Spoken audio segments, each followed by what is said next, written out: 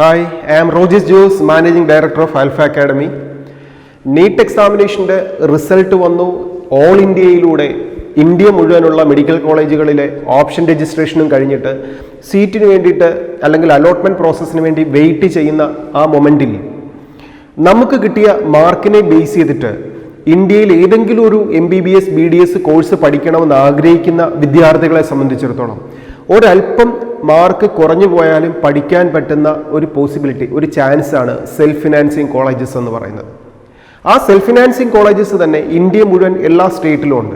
കേരളത്തിലെ സ്റ്റുഡൻസിന് MBBSും BDSും പഠിക്കാനായിട്ട് കേരളത്തിലെ സെൽഫ് ഫിനാൻസിങ് മെഡിക്കൽ കോളേജുകളിൽ 85% സീറ്റും അർഹതയുണ്ടെങ്കിൽ ഇന്ത്യ മുഴുവനുള്ള മെഡിക്കൽ സെൽഫ് ഫിനാൻസിങ് കോളേജുകളിലെ 15% സീറ്റും നമുക്ക് അർഹതപ്പെട്ടതാണ്. അതേപോലെ മറ്റുള്ള സ്റ്റേറ്റിലെ കുട്ടികളെ സംബന്ധിച്ചിടത്തോളം അവരുടെ ഹോം സ്റ്റേറ്റ് കഴിഞ്ഞാൽ ബാക്കിയുള്ള അതർ സ്റ്റേറ്റുകളിലേക്ക് അവർക്ക് ഓപ്ഷൻ കൊടുക്കാനും അഡ്മിഷൻ നേടാനും പറ്റുന്ന ക്യാമ്പസുകളും കോഴ്സുകളുമാണ്.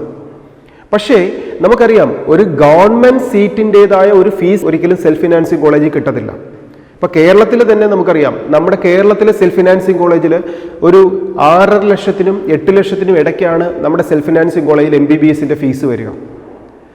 പക്ഷേ നമ്മളൊരു അതർ സ്റ്റേറ്റിലേക്ക് നമ്മൾ ഫീസ് MBBSോ BDSോ പഠിക്കാനായിട്ട് ശ്രദ്ധിക്കുമ്പോൾ അവിടെയൊക്കെ നമുക്ക് ഉയർന്ന ഫീസ് ആയിരിക്കും നമ്മൾ കൊടുക്കേണ്ടി വരിക. അപ്പോൾ അങ്ങനെ ഉയർന്ന ഫീസ് കൊടുത്തിട്ടാണെങ്കിലും എനിക്ക് MBBSനോ BDSനോ ഒരു അഡ്മിഷൻ നേടണമെന്ന് ആഗ്രഹിക്കുന്ന വിദ്യാർത്ഥികളെ സംബന്ധിച്ചിടത്തോളം അല്ലെങ്കിൽ രക്ഷിതാക്കളെ സംബന്ധിച്ചിടത്തോളം നമുക്ക് ഓപ്റ്റ് ചെയ്യാൻ പറ്റുന്ന അതർ സ്റ്റേറ്റുകളിലെ MBBSന്റെയും BDSന്റെയും സീറ്റുകളെ കുറിച്ചാണ് നമ്മൾ ഇന്നേ ദിവസം ഡിസ്കസ് ചെയ്യുക.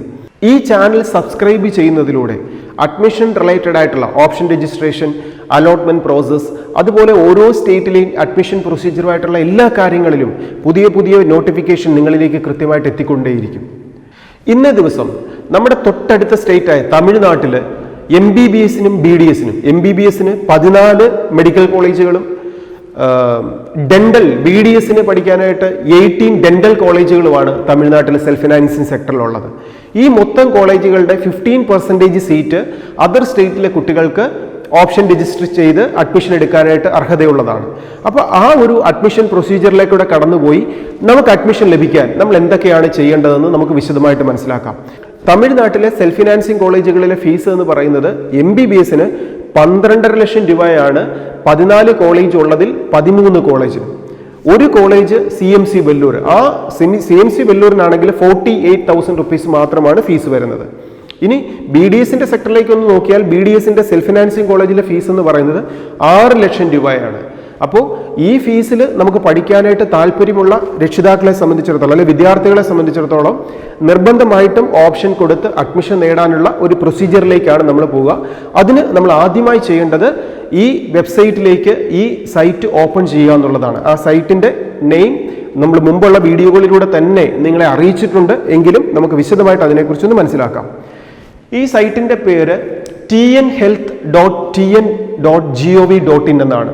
അപ്പോൾ ഈ വെബ്സൈറ്റ് നമ്മൾ ഗൂഗിൾ സെർച്ച് ചെയ്ത് ഓപ്പൺ ചെയ്ത് കഴിഞ്ഞാൽ ഇതേപോലൊരു വിൻഡോയിലേക്കാണ് നമ്മൾ ഓപ്പൺ ആവുക.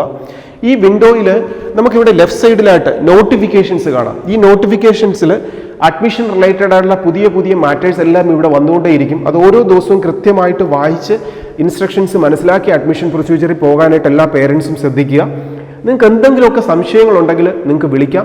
എപ്പോഴും നിങ്ങളെ ഹെൽപ്പ് ചെയ്യാൻ ആൽഫ അക്കാഡമി നിങ്ങളോടൊപ്പം ഉണ്ടാവും.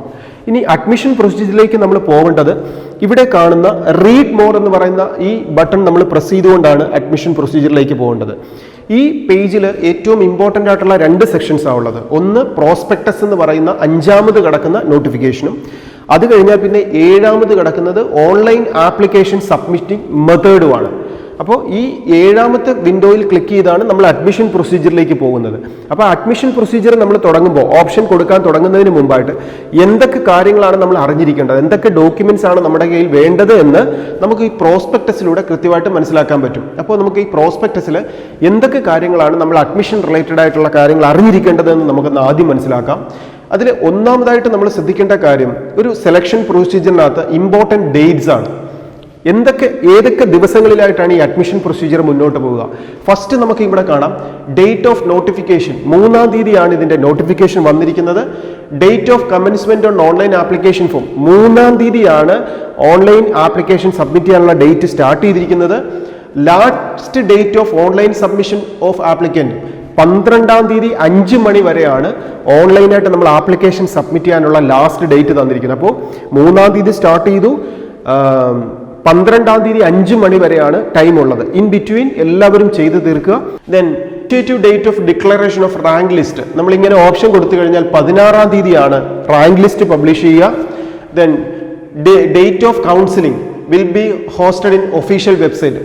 ഒഫീഷ്യലായിട്ടുള്ള ഈ കണ്ട വെബ്സൈറ്റിൽ തന്നെ ഇതിൻ്റെ ഓപ്ഷൻ രജിസ്ട്രേഷൻ്റെ അഡ്മിഷൻ പ്രൊസീജിയറായിട്ടുള്ള കാര്യങ്ങളെല്ലാം അവിടെ വരുന്ന നോട്ടിഫിക്കേഷൻ നമ്മൾ മനസ്സിലാക്കി മുന്നോട്ട് പോകണം. ദെൻ കമൻസ്മെൻറ്റ് ഓഫ് കോഴ്സസ് 15-12 ക്ലാസ്സുകൾ തുടങ്ങും.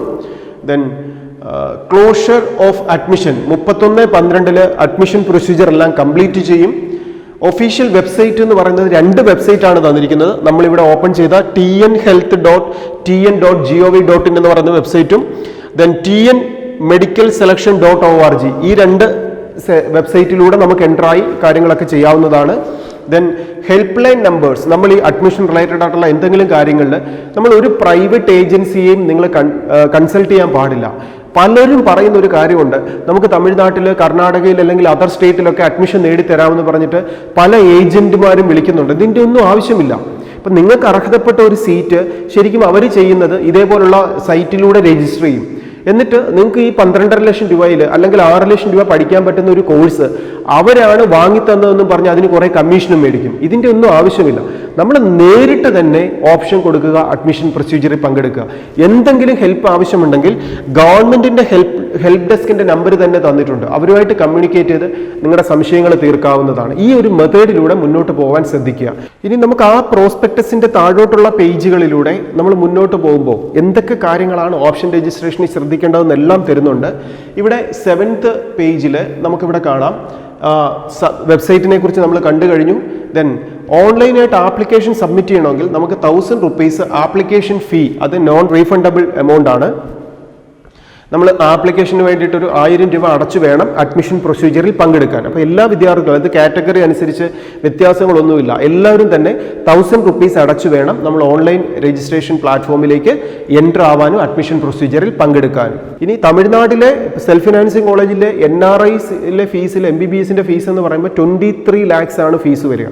അപ്പോൾ അങ്ങനെ ഒരു ഫീസ് അഫോർഡബിൾ ആയിട്ടുള്ള പേരൻസിനെ സംബന്ധിച്ചിടത്തോളം തമിഴ്നാട്ടിലെ സെൽഫ് ഫിനാൻസിങ് കോളേജിലെ NRI സീറ്റിലേക്കും ആപ്ലിക്കേഷൻ സബ്മിറ്റ് ചെയ്യാൻ ഈ ഒരു പ്ലാറ്റ്ഫോമിൽ തന്നെയാണ് നമ്മൾ മൂവ് ചെയ്യേണ്ടത്. അപ്പോൾ ആ NRI സീറ്റിനുള്ള ക്വാളിഫിക്കേഷൻ എന്തൊക്കെയാണ്, അതിൻ്റെ എലിജിബിലിറ്റി ക്രൈറ്റീരിയ എന്തൊക്കെയാണ്, ഇതെല്ലാം ഈ പ്രോസ്പെക്ടസിൽ വ്യക്തമായിട്ട് പറയുന്നത് നമുക്ക് വായിച്ചു മനസ്സിലാക്കി മുന്നോട്ട് അഡ്മിഷൻ പ്രൊസീജിയറിൽ പങ്കെടുക്കാവുന്നതാണ്.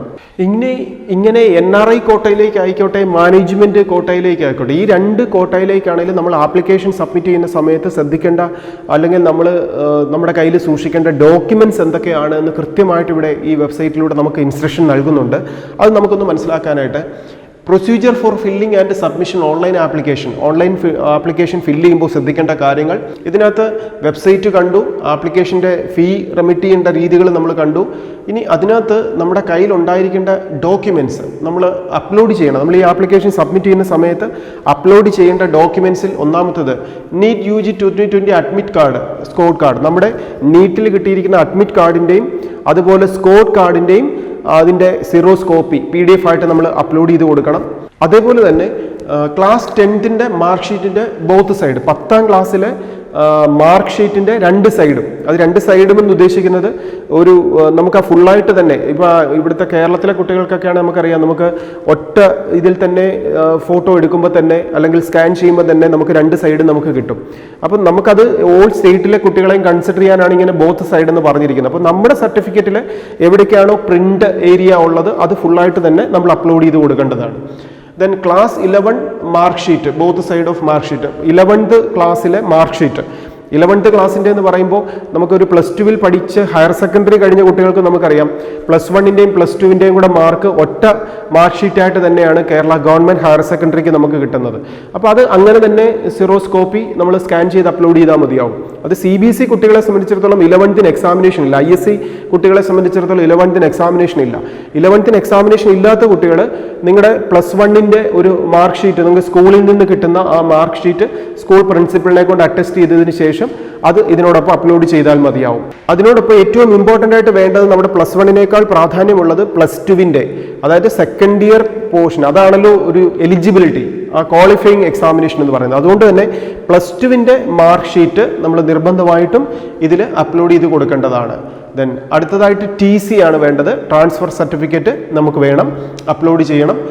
ഇതേപോലെ നമ്മൾ എന്തൊക്കെയാണോ ഓൺലൈനായിട്ട് ആപ്ലിക്കേഷൻ സബ്മിറ്റ് ചെയ്യേണ്ട സമയത്ത് നമുക്ക് വേണ്ട ഡോക്യുമെൻറ്റ്സ് എന്തൊക്കെയാണെന്ന് കൃത്യമായിട്ട് ഇവിടെ എക്സ്പ്ലെയിൻ ചെയ്തിട്ടുണ്ട്. ദെൻ അതേപോലെ NRI സീറ്റിലേക്ക് വേണ്ടി നമ്മൾ ആപ്ലിക്കേഷൻ കൊടുക്കുമ്പോൾ നമ്മൾ കരുതേണ്ട ഡോക്യുമെൻറ്റ്സ് എന്തൊക്കെയാണെന്നും കൃത്യമായിട്ട് ഇവിടെ തരുന്നുണ്ട്. അപ്പോൾ ഇതെല്ലാം കൃത്യമായിട്ട് വായിച്ച് മനസ്സിലാക്കി ഓപ്ഷൻ രജിസ്റ്റർ ചെയ്യാൻ എല്ലാവരും പ്രത്യേകം ശ്രദ്ധിക്കുക. അതോടൊപ്പം തന്നെ നമ്മൾ ഓൺലൈനായിട്ട് ആപ്ലിക്കേഷൻ സബ്മിറ്റ് ചെയ്യുന്ന സമയത്ത് നമ്മൾ എന്തൊക്കെ കാര്യങ്ങളാണ് അവിടെ ഫില്ല് ചെയ്യാനുള്ളതെന്നും ഈ പ്രോസ്പെക്ടസ് വ്യക്തമായിട്ട് കൊടുത്തിട്ടുണ്ട്. അതിന് വേണ്ട ഇൻസ്ട്രക്ഷൻസ് ഇവിടെ കൃത്യമായിട്ട് തന്നിട്ടുണ്ട്.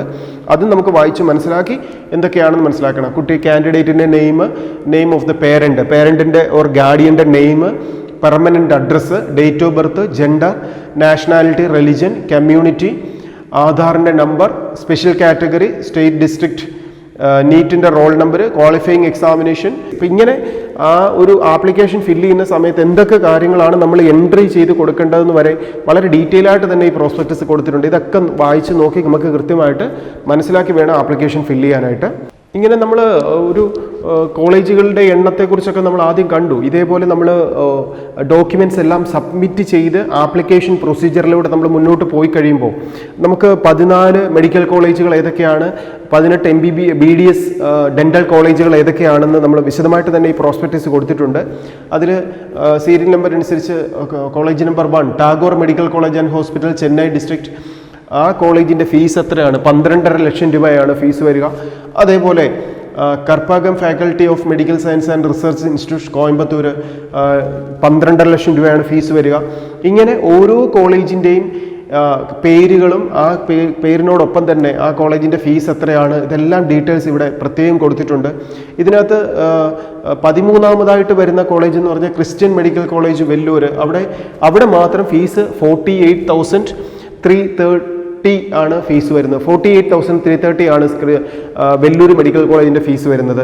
അപ്പോൾ ക്രിസ്ത്യൻ മെഡിക്കൽ കോളേജിൽ മാത്രം ഈ CMC വെല്ലൂർ മാത്രമാണ് കുറഞ്ഞ ഫീസ് വരിക. അവിടുത്തെ 85% സീറ്റ് എന്ന് പറയുന്നതും സ്പോർട്സ് സയൻസ് സീറ്റാണ്. ബാക്കി വരുന്ന സീറ്റ് മാത്രമാണ് അതർ സ്റ്റേറ്റിലെ കുട്ടികൾക്ക് വേണ്ടിയിട്ട് ഒരു അർഹതയുള്ള ജനറൽ സീറ്റായിട്ട് വരുന്നത്. അപ്പോൾ ആ സീറ്റിലേക്ക് നമുക്ക് ആപ്ലിക്കേഷൻ നൽകി ഒരു അഡ്മിഷൻ കിട്ടിയാൽ ഇത്രയും കുറഞ്ഞ ഫീസിൽ CMC വെല്ലൂർ പഠിക്കാനുള്ളത് എന്ന് മനസ്സിലാക്കിക്കൊണ്ട് തന്നെ ഇതിനകത്ത് ഓപ്ഷൻ എടുക്കുമ്പോൾ നമ്പർ 1 CMC വെല്ലൂരിനെ കരുതാനായിട്ട് എല്ലാവരും ശ്രദ്ധിക്കുക.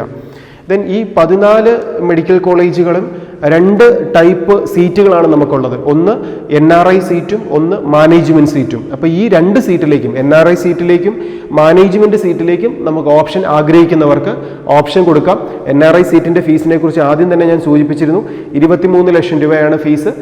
MBBSൻ്റെ ഈ സെൽഫ് ഫിനാൻസിങ് കോളേജിൽ 12.5 ലക്ഷം രൂപയും CMCയിൽ 48,000 രൂപയാണ് മാത്രമാണ് ഫീസ് വരിക. അതേപോലെ ഡെൻ്റൽ കോളേജുകളിലേക്ക് നമുക്ക് നോക്കിയാൽ BDSന് ടോട്ടൽ ഫസ്റ്റ് വൺ മാതാ ഡെൻ്റൽ കോളേജ് ഹോസ്പിറ്റൽ ചെന്നൈ 6 ലക്ഷം രൂപയാണ് ഫീസ് വരിക. ഇങ്ങനെ 6 ലക്ഷം രൂപ ഫീസിൽ നമുക്ക് തമിഴ്നാട്ടിൽ പഠിക്കാൻ അറൗണ്ട് 18 കോളേജസ് ഉണ്ട്. ഈ 18 കോളേജസിൽ 2 ടൈപ്പിലുള്ള സീറ്റ് നമുക്കുണ്ട്. ഒന്ന് മാനേജ്മെൻറ്റ് സീറ്റും അതർ വൺ NRI സീറ്റും. അപ്പോൾ ഈ 2 സെക്ടറിലേക്കും NRI സീറ്റിലേക്കും മാനേജ്മെൻറ്റ് സീറ്റിലേക്കും MBBSൻ്റെയും BDSൻ്റെയും സെൽഫ് ഫിനാൻസിങ് കോളേജുകളിലേക്ക് നമുക്കൊരു അഡ്മിഷൻ ആഗ്രഹിക്കുന്ന വിദ്യാർത്ഥികളെ സംബന്ധിച്ചിടത്തോളം ഇതുപോലുള്ള ഇൻസ്ട്രക്ഷൻസ് എല്ലാം മനസ്സിലാക്കിയതിന് ശേഷം നമുക്ക് ഓപ്ഷൻ രജിസ്റ്റർ ചെയ്യാം. ഓപ്ഷൻ രജിസ്റ്റർ ചെയ്യാൻ നമ്മൾ എന്തൊക്കെയാണ് ചെയ്യേണ്ടത് നമ്മൾ കണ്ടിരുന്നു. ആദ്യമായി tnhealth.tn എന്ന് പറയുന്ന സൈറ്റ് നമ്മൾ ഓപ്പൺ ചെയ്യുക. ഓപ്പൺ ചെയ്ത് കഴിഞ്ഞാൽ ഇതുപോലൊരു വിൻഡോയിൽ വരും. ആ വിൻഡോയിൽ ലെഫ്റ്റ് സൈഡിൽ തന്നെ റീഡ് മോർ എന്ന് പറഞ്ഞ ഇൻസ്ട്രക്ഷൻ ഉണ്ട്. ആ റീഡ് മോറിൽ ക്ലിക്ക് ചെയ്ത് കഴിഞ്ഞാൽ നമുക്ക് ഇതേപോലൊരു പേജിലേക്ക് വരും. അവിടെ 5th വൺ നമ്മൾ പ്രോസ്പെക്ടസ് നമ്മൾ ഇപ്പോൾ തന്നെ റീഡ് ചെയ്ത് എല്ലാ കാര്യങ്ങളും മനസ്സിലാക്കി. 7ാമതായിട്ടുള്ള MBBS BDSൻ്റെ അഡ്മിഷൻ പ്രൊസീജിയറിലേക്ക് വേണ്ടി നമ്മൾ എൻ്റർ ആവാനുള്ള ആ ബട്ടൺ ക്ലിക്ക് ചെയ്ത് കഴിഞ്ഞാൽ ഗവൺമെൻറ് കോട്ട, മാനേജ്മെൻറ്റ് കോട്ട വരും. അതിൽ മാനേജ്മെൻറ്റ് കോട്ട NRI സീറ്റ് എന്നുള്ളതിലേക്കാണ് നമ്മൾ എൻ്റർ ആവേണ്ടത്. അതിൽ ക്ലിക്ക് ചെയ്ത് കഴിഞ്ഞാൽ നമുക്ക് ഇതേപോലൊരു പേജിലേക്കാണ് നമ്മൾ എൻ്റർ ആവുക. ഈ പേജിൽ എന്തൊക്കെ കാര്യങ്ങളാണ്, ഇത്ര ഇൻസ്ട്രക്ഷൻസ് മനസ്സിലാക്കിയതിന് ശേഷം വേണം നമ്മൾ അഡ്മിഷൻ പ്രൊസീജിയറിലേക്ക് പോകാൻ. ഇവിടെ എന്തൊക്കെയാണ് ചെയ്യേണ്ടത്, അതിലും എത്ര സ്റ്റെപ്പായിട്ടാണ് ചെയ്യുന്നതെന്ന് വ്യക്തമായിട്ട് ഇവിടെ കൊടുത്തിട്ടുണ്ട്. 11 സ്റ്റെപ്പാണ് ഒരു ഓപ്ഷൻ രജിസ്ട്രേഷനിൽ വേണ്ടത്. ആ 11 സ്റ്റെപ്പിലും എന്തൊക്കെ കാര്യങ്ങൾ ചെയ്യണം? ആദ്യം ചെയ്യേണ്ടത് യൂസർ നെയിം രജിസ്ട്രേഷൻ ആണ്. നമുക്കൊരു രജിസ്ട്രേഷൻ സ്റ്റാർട്ട് ചെയ്യുക എന്നുള്ളതാണ് ഫസ്റ്റ് ചെയ്യേണ്ട ഡ്യൂട്ടി. രണ്ടാമതായിട്ട് ലോഗിൻ, നമ്മൾ ക്രിയേറ്റ് ചെയ്ത യൂസർ നെയിമും പാസ്വേഡും വെച്ചിട്ട് ലോഗിൻ ചെയ്യണം. മൂന്നാമതായിട്ട് പേഴ്സണൽ ഇൻഫർമേഷൻസ് എല്ലാം നമ്മൾ എൻട്രി ചെയ്യാനുള്ള കാര്യങ്ങളാണ്, അത് എൻട്രി ചെയ്യുക. അതിനുശേഷം സ്പെഷ്യൽ റിസർവേഷൻ ഇൻഫർമേഷൻ. ഇതേപോലെ 11 സ്റ്റെപ്പായിട്ട് നമ്മൾ എന്തൊക്കെ കാര്യങ്ങൾ ചെയ്യണമെന്ന് വ്യക്തമായിട്ട് ഇവിടെ കൊടുത്തിട്ടുണ്ട്. ഇത് മനസ്സിലാക്കിയതിന് ശേഷം നമ്മൾ ചെയ്യേണ്ടത് registration, click here for registration. ഈ രജിസ്ട്രേഷൻ നമ്മൾ ക്ലിക്ക് ചെയ്ത് കഴിഞ്ഞാൽ നമുക്ക് ഇങ്ങനെ ഒരു പേജ് എൻ്റർ ആവും. ഇവിടെ നമ്മൾ മുമ്പേ പറഞ്ഞതുപോലെ കുട്ടികളുടെ പേര് എൻ്റർ ചെയ്ത് അതേപോലെ ബാക്കിയുള്ള ഡീറ്റെയിൽസ് അപ്ലോഡ് ചെയ്യേണ്ട കാര്യങ്ങൾ ഇതെല്ലാം ചെയ്ത് നമുക്ക് തമിഴ്നാട്ടിലെ ഒരു അഡ്മിഷൻ MBBSനും BDSനും പഠിക്കാനുള്ള അഡ്മിഷൻ പ്രൊസീജിയറിലേക്ക് നമുക്ക് മൂവ് ചെയ്യാം. ഫസ്റ്റ് അലോട്ട്മെന്റ് പറഞ്ഞിട്ടുണ്ട് 16th ഫസ്റ്റ് അലോട്ട്മെന്റ് വരുന്നത്. ഇപ്പൊ ഈ ഫസ്റ്റ് അലോട്ട്മെന്റ് വരുന്നത് പോലെ തന്നെ അതിനുശേഷം വീണ്ടും ഒരു ഓപ്ഷൻ രജിസ്ട്രേഷനും അലോട്ട്മെന്റും ഉണ്ട്. അപ്പോൾ 2 അലോട്ട്മെന്റ് പ്രോസസ്സാണ് തമിഴ്നാട്ടിലെ അഡ്മിഷൻ പ്രൊസീജിയറിന് വേണ്ടി നമുക്കുള്ളത്. അതിനുശേഷം ഒരു മോപ്പപ്പ് റൗണ്ടും ഉണ്ട്. അപ്പോൾ 2 അലോട്ട്മെന്റ് പ്രോസസ്സും അതിനുശേഷം 3ാമത്തെ ഒരു മോപ്പപ്പ് റൗണ്ടിലൂടെ കൂടെയാണ് തമിഴ്നാട്ടിലെ സെൽഫ് ഫിനാൻസിങ് കോളേജിലേക്കുള്ള ഓപ്ഷൻ രജിസ്ട്രേഷനും അലോട്ട്മെന്റ് പ്രോസസ്സും കംപ്ലീറ്റ് ആവുക. അപ്പോൾ ഈ 3 സെഷനിലും നമുക്ക് പങ്കെടുത്ത് ഒരു സീറ്റ് നമുക്ക് ഉറപ്പാക്കാൻ സാധിക്കും. അപ്പോൾ ഇത് തമിഴ്നാട്ടിലെ ഒരു അഡ്മിഷന്റെ ഡീറ്റെയിൽസ് ആണ് നമ്മൾ ഇത് കണ്ടത്. അതേപോലെ തന്നെ നമ്മൾ കർണാടകത്തിലെയും അല്ലെങ്കിൽ അത് മഹാരാഷ്ട്രയിലെയും അതുപോലെ തെലങ്കാനയിലെയും നമുക്ക് ഇന്ത്യ മുഴുവനുള്ള എല്ലാ സ്റ്റേറ്റിലെയും സെൽഫ് ഫിനാൻസിങ് കോളേജിന്റെ 15% സീറ്റ് അതർ സ്റ്റേറ്റിലെ കുട്ടികൾക്ക് വേണ്ടിയിട്ട് റിസർവ് ചെയ്തിരിക്കുന്നതാണ്. ഇത് മനസ്സിലാക്കിക്കൊണ്ട് കൃത്യമായിട്ട് ഓപ്ഷൻ കൊടുത്ത് അഡ്മിഷന് വേണ്ടി ശ്രമിക്കുക.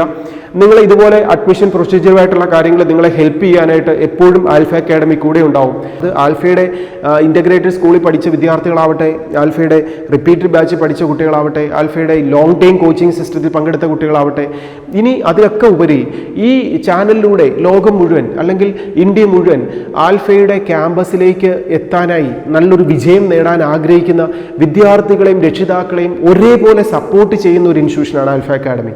ആൽഫയുടെ ടാഗ് ലൈൻ തന്നെ അതാണ്, അവർ vision is to create success in career and life. കരിയറിലും ലൈഫിലും ഒരേപോലെ സക്സസ് നേടാൻ സാധിക്കുന്ന വിദ്യാർത്ഥികളെ ഫോം ചെയ്യുന്ന ഇൻസ്റ്റിറ്റ്യൂഷനാണ് ആൽഫ അക്കാഡമി. വെറുതെ പഠിപ്പിച്ചു വിടുക മാത്രമല്ല, എങ്ങനെ പഠിക്കണം, എങ്ങനെ നേടിയെടുക്കണം, എങ്ങനെ മികച്ച ക്യാമ്പസുകളിൽ എത്തിച്ചേരണം, എങ്ങനെ ലൈഫിനെ നന്നായി മാനേജ് ചെയ്യണം, ഇതുപോലെ സിസ്റ്റമാറ്റിക് ആയിട്ട് കൊണ്ടുപോകുന്ന ഒരു സിസ്റ്റമാണ് ആൽഫയുടെ ക്യാമ്പസിനുള്ളത്. അപ്പോൾ അതേപോലെ വിജയിക്കാൻ ആഗ്രഹിക്കുന്ന, ഇപ്പോൾ 10ാം ക്ലാസ്സിൽ പഠിക്കുന്ന കുട്ടികളാവട്ടെ, +1 +2 പഠിക്കുന്ന കുട്ടികളാവട്ടെ, ആൽഫയുടെ ഒരു കോച്ചിങ് സിസ്റ്റത്തിലൂടെ, കെയറിംഗ് സിസ്റ്റത്തിലൂടെ, സിസ്റ്റമാറ്റിക് സ്റ്റഡി മെത്തേഡ്സിലൂടെ വിജയം നേടാൻ ആഗ്രഹിക്കുന്ന ഏതൊരു വിദ്യാർത്ഥിക്കും രക്ഷിതാവിനും ആൽഫയുടെ ക്യാമ്പസിലേക്ക് വരാം. നിങ്ങളെ കൈപിടിച്ച് നടത്താൻ, നിങ്ങളോടൊപ്പം ചേർന്ന് നിങ്ങളെ സഹായിക്കാൻ എപ്പോഴും ആൽഫ അക്കാഡമി കൂടെ ഉണ്ടാവും.